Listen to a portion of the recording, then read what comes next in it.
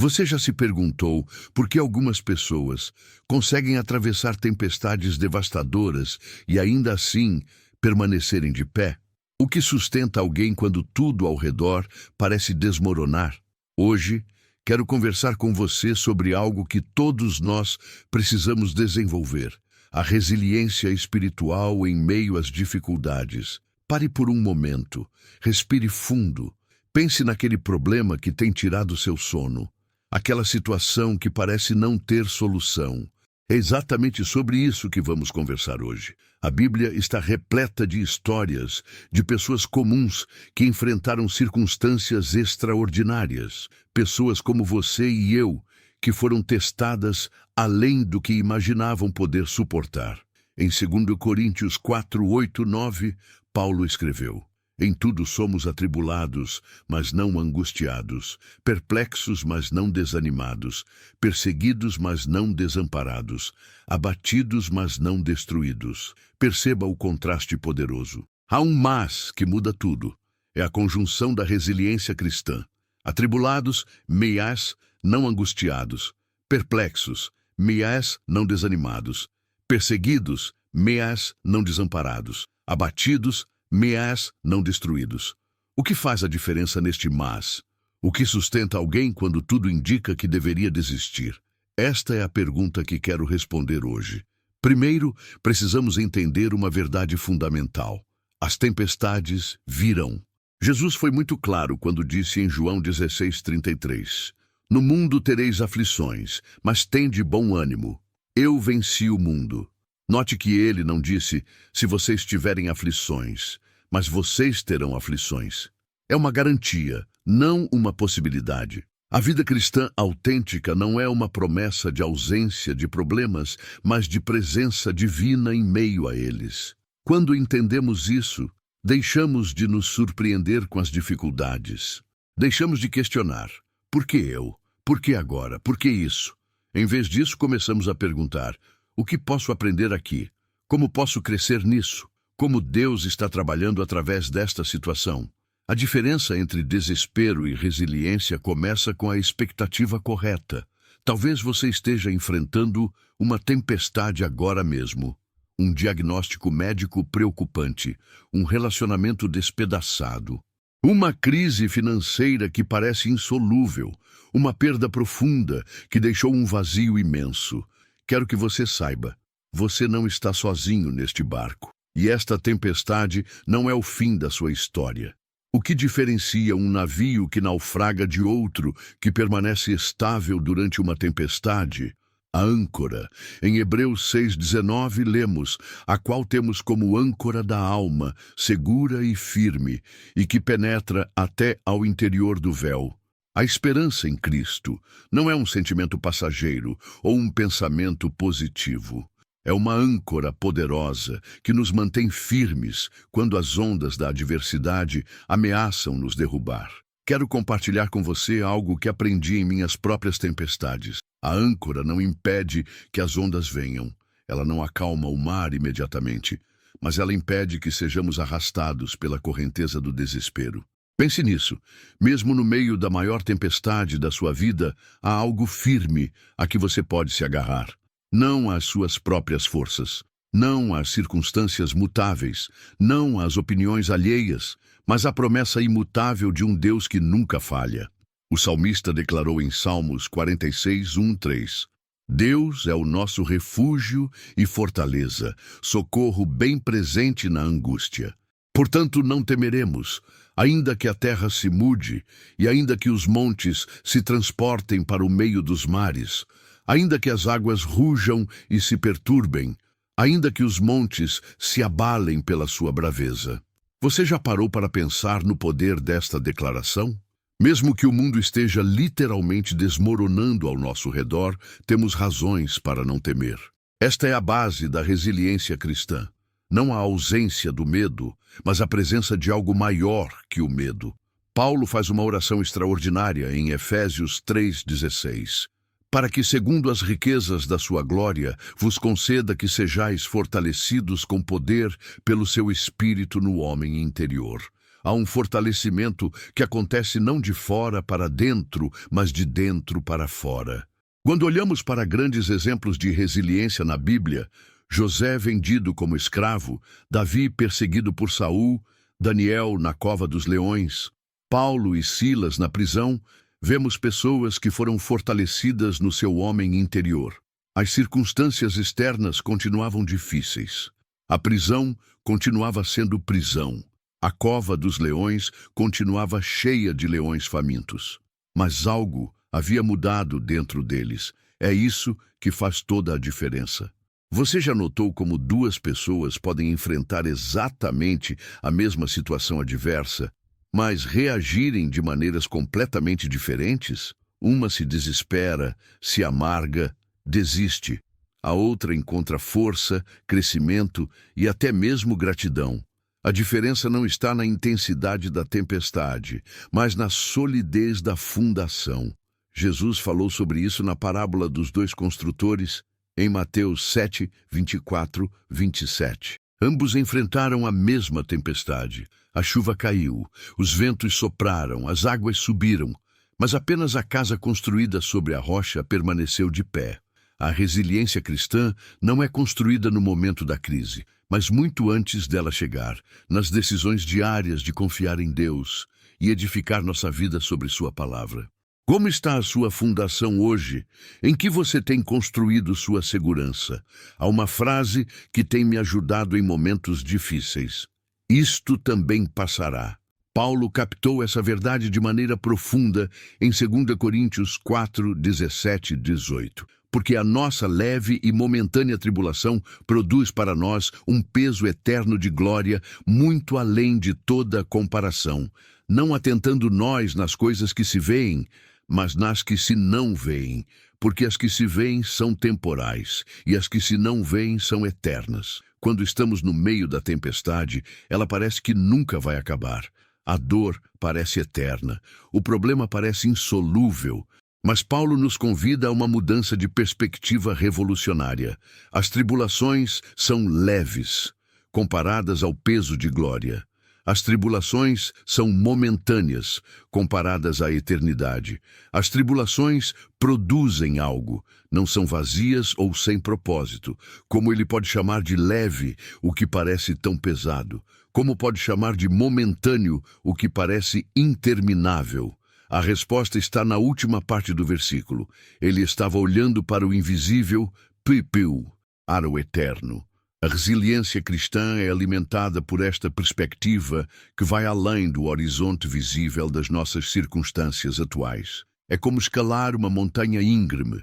Enquanto olhamos apenas para a subida difícil à nossa frente, sentimos apenas o cansaço e a dor. Mas quando levantamos os olhos e vislumbramos a vista esplêndida do topo, encontramos força para continuar. Que panorama eterno Deus está te convidando a contemplar hoje, em meio à sua luta? Talvez a pergunta mais difícil que fazemos em tempos de aflição seja: por quê? Por que isso está acontecendo? Por que agora? Por que comigo? A Bíblia não ignora esta pergunta. Na verdade, ela oferece várias perspectivas sobre o propósito no sofrimento. Em Tiago 1, 2, 4 lemos: Meus irmãos, tende grande alegria quando passardes por várias provações, sabendo que a prova da vossa fé produz a paciência. Tenha, porém, a paciência a sua obra perfeita, para que sejais perfeitos e completos, sem faltar em coisa alguma. O que Tiago está dizendo é revolucionário. As provações não são apenas obstáculos a serem superados, são instrumentos de transformação. É como o processo pelo qual o ouro passa. O fogo não destrói o ouro, ele o purifica, removendo as impurezas para que seu verdadeiro valor possa brilhar. Pedro usa esta mesma analogia em 1 Pedro 1, 6, 7. Nisso exultais, embora agora, por um pouco de tempo, se necessário, sejais contristados por várias provações, para que a prova da vossa fé, muito mais preciosa do que o ouro que perece, embora provado pelo fogo, redunde para louvor, glória e honra na revelação de Jesus Cristo. Há algo em você, sua fé, que é mais valioso que o ouro. E assim como o ouro precisa do fogo para revelar seu verdadeiro valor, sua fé precisa ser testada para revelar sua autenticidade. Pense nisso. Algumas qualidades simplesmente não podem ser desenvolvidas em ambientes confortáveis. A paciência não cresce onde tudo acontece instantaneamente. A compaixão não se desenvolve onde não há contato com o sofrimento. A coragem não se manifesta onde não há perigo.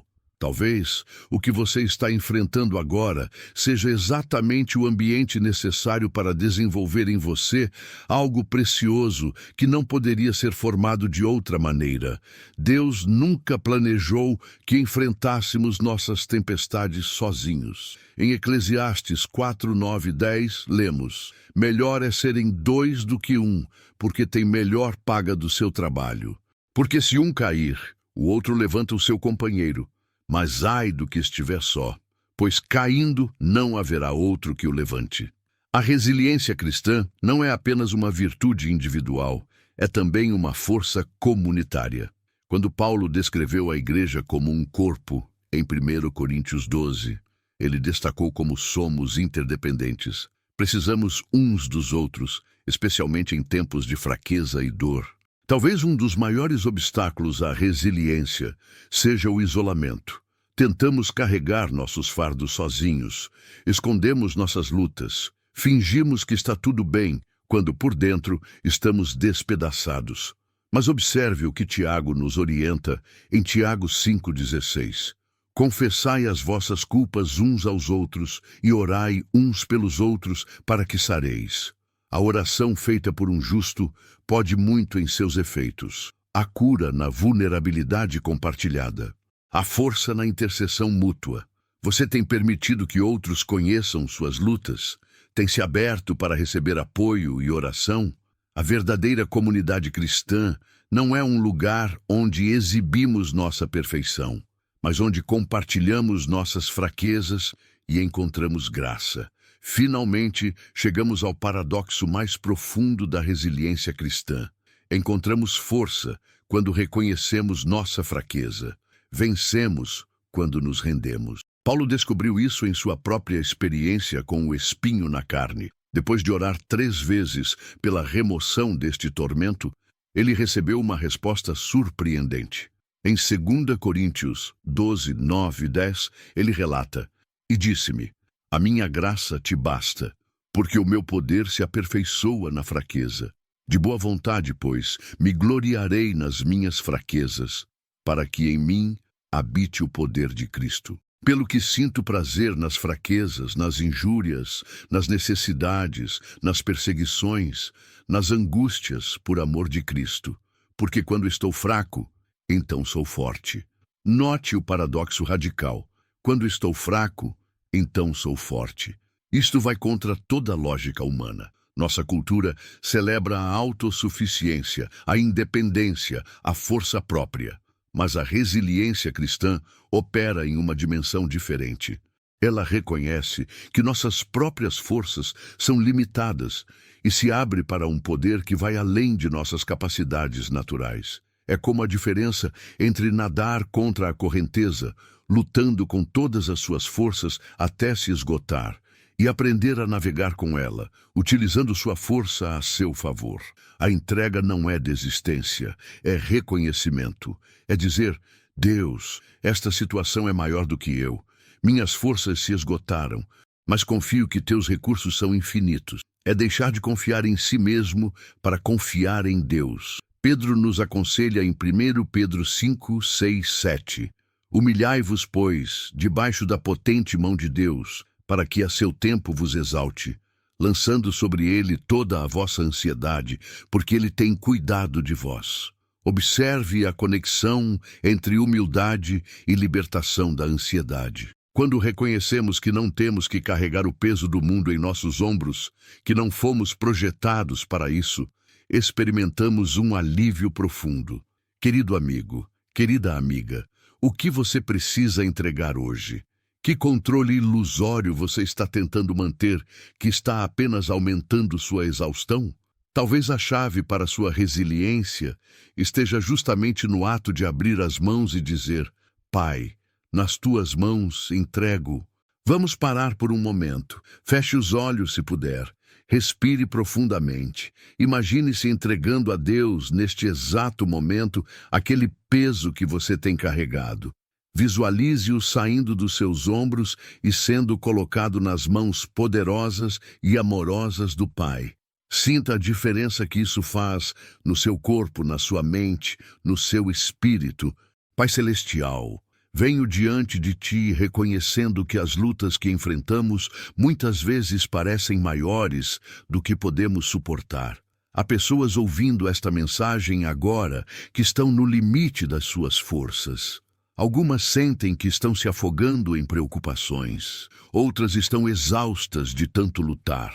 Senhor, revela-te como o Deus de toda força e consolação. Mostra teu poder nas áreas onde nos sentimos mais fracos. Transforma nossas tempestades em testemunhos. Pedimos a sabedoria para ver além das circunstâncias visíveis e enxergar tua mão operando em tudo. Dá-nos a perspectiva eterna, que muda completamente como experimentamos os desafios temporais. Ajuda-nos a construir nossa vida sobre a rocha firme da Tua palavra, para que quando as tempestades vierem, e elas virão, possamos permanecer de pé. Ensina-nos a viver em comunidade autêntica, onde carregamos os fardos uns dos outros e encontramos força na vulnerabilidade compartilhada. E, acima de tudo, Pai, liberta-nos da ilusão de que precisamos ter tudo sob controle.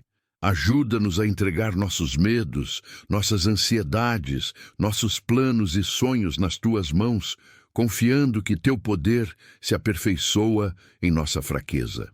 Em nome de Jesus, que venceu o mundo e nos convida a ter bom ânimo mesmo em meio às aflições. Amém. Antes de encerrarmos hoje, quero deixar um convite para você. Identifique uma área da sua vida onde você tem tentado ser forte por conta própria, onde a ansiedade tem dominado, onde o controle tem sido uma ilusão desgastante. E tome uma decisão consciente de praticar a entrega, não apenas uma vez, mas diariamente. A resiliência não é construída em um dia. É formada através de pequenas decisões diárias de confiança e entrega. Em cada manhã, ao acordar, entregue o dia. Em cada desafio que surge, entregue o resultado. Em cada relacionamento difícil, entregue a pessoa. Em cada preocupação sobre o futuro, entregue o amanhã. A prática consistente da entrega transforma não apenas como enfrentamos as dificuldades, mas quem nos tornamos através delas. Lembre-se, a tempestade que você está enfrentando não é o fim da sua história, é apenas um capítulo, e Deus está escrevendo algo muito mais extraordinário através dela do que você pode imaginar agora. Como Paulo declarou em Romanos 8:28, e sabemos que todas as coisas contribuem juntamente para o bem daqueles que amam a Deus, daqueles que são chamados segundo o seu propósito. Todas as coisas, sim, até mesmo esta dificuldade que você enfrenta agora, podem contribuir para o seu bem quando colocadas nas mãos de um Deus que é especialista em transformar cruzes em ressurreições. Que a paz de Deus, que excede todo o entendimento, guarde o seu coração e a sua mente em Cristo Jesus. Até o próximo encontro.